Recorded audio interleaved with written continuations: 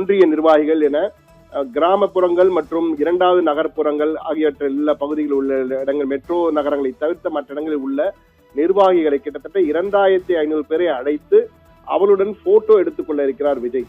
Photo எடுத்து அவர்களை தனிப்பட்ட முறையில் உற்சாகப்படுத்தி தேர்தல் பணத்திலே தேர்தல் களத்தில் சுறுசுறுப்பாக அவர்கள் தாவேகாவிற்காக வாக்கு சேகரிப்பதற்காக அவருடன் போட்டோ எடுத்து அவர்களை உற்சாகப்படுத்துவதற்கு திட்டம் வைத்திருக்கிறார். வரும் 26ஆம் தேதி அந்த போட்டோ ஷூட் நடைபெற இருக்கிறது.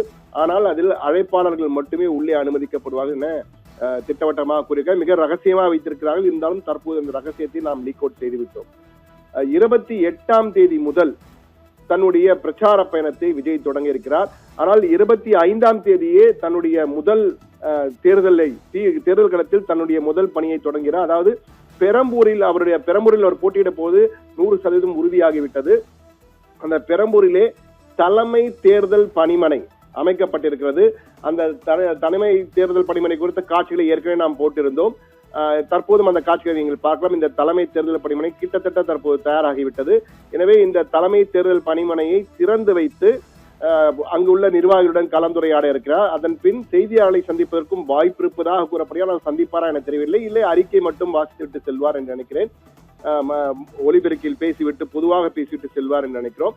28ஆம் தேதிக்கு பிறகு